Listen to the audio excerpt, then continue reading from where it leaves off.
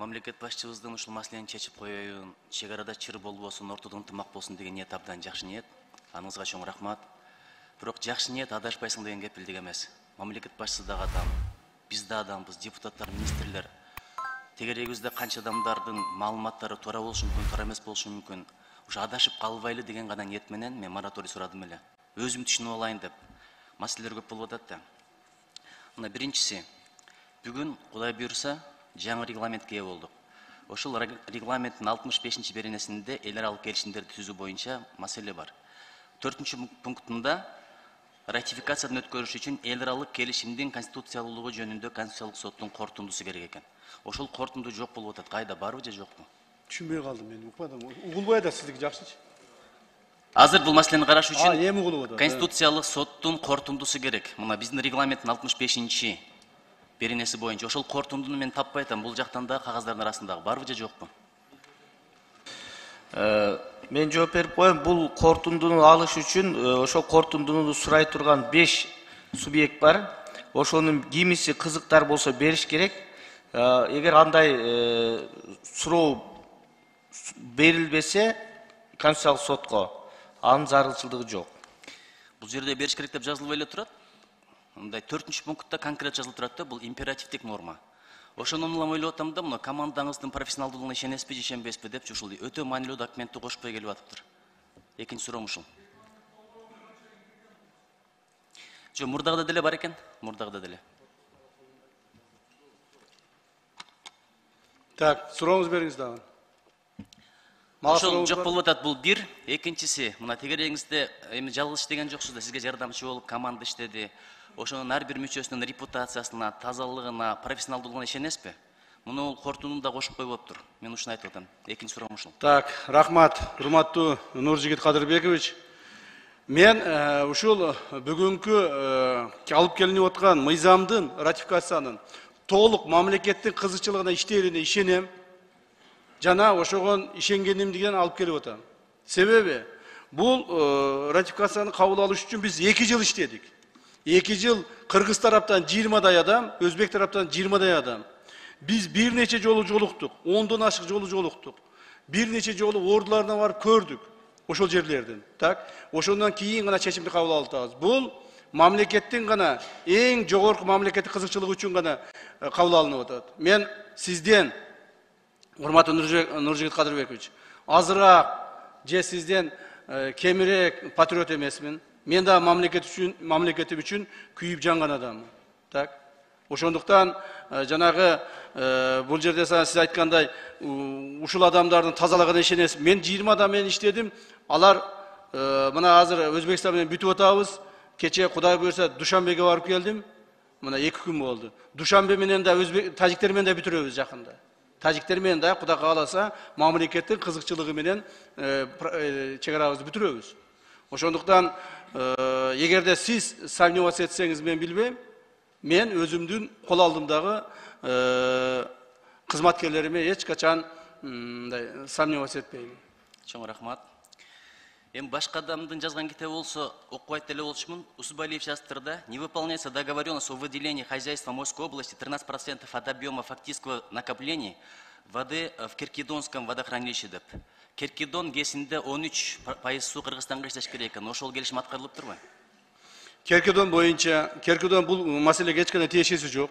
Киркидон боюнча 2017 жылы 5-сентябрда кабыл алынган чечим негизинде кетип атат. Бирок биз ошону бир нече жолу комиссия менен да сүйлөшкөндө айттык. Азыр демаркация маалында ошол жерде биздин бир аз кызыкчылыгыбыз туура эмес, мамлекеттик кызыкчылык туура эмес каралып кеткендиги бар. Муну биз мойнубузга алабыз. Ал 2017 жылы болгон. Мойнубузга алабыз бүгүн жасаптыр деп дагы жазып чыгышпасын тияктан. Так. Бирок аны оңдогонго аракет кылабыз. Демаркация учурунда. Чоң рахмат.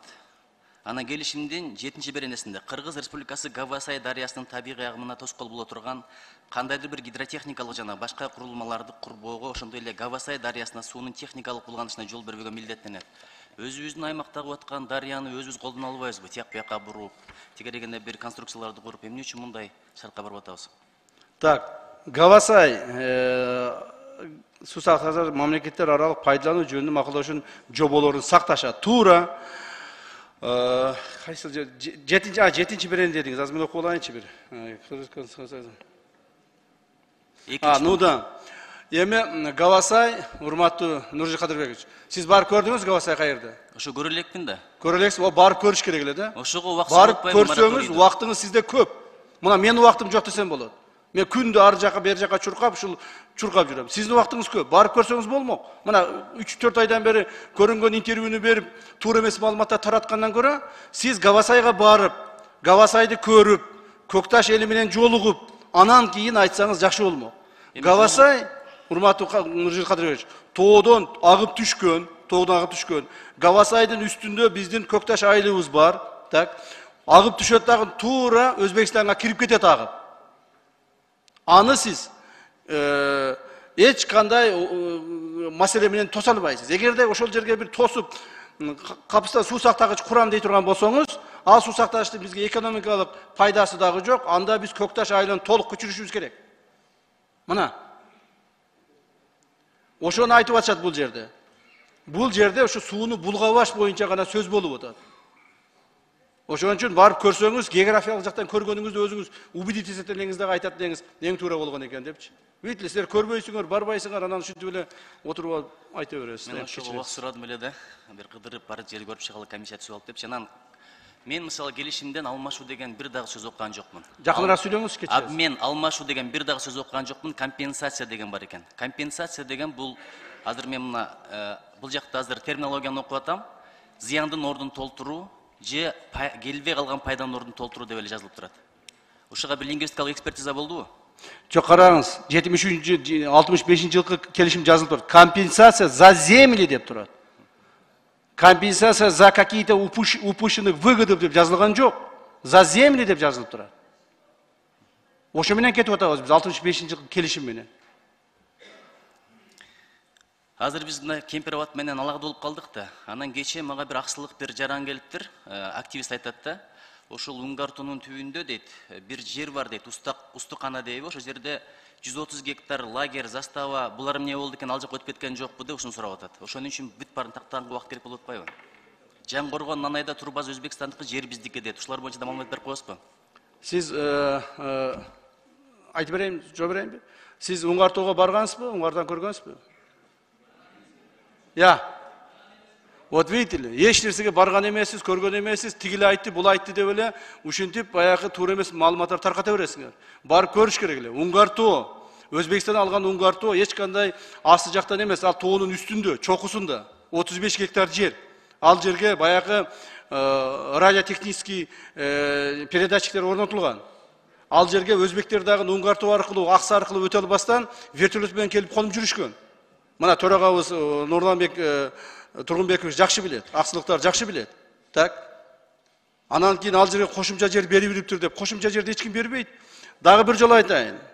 Нуржигит Кадырбекович, урматтуу депутат. 1 соток же 1 гектар жер кошумча Өзбекстанга берилген жок. Бунун үчүн мен жооп беремин. 4485 гана гектар суу астындагы жерди бердик, болду. Башка айылдардан, жерлерден эч нерсе берилген жок. 19,5 гектар жерди алмаштырдык. 19,5 гектар жер алар берди, алар бизден алды. Биз аларга бизге берди кайра, Өзгөн район территориясынан. Так, башка эч кандай жер өткөн жок. Лагерь дейсизби, бала бакча дейсизби, бардыгы Кудайга өзүбүздө калды.